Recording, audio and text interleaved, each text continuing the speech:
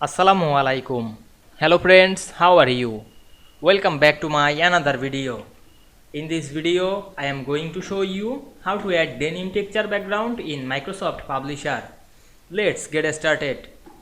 At first, we have to open a Publisher document. Now we want to add denim texture background. Go to the page design menu and select the background option. Then go to more backgrounds.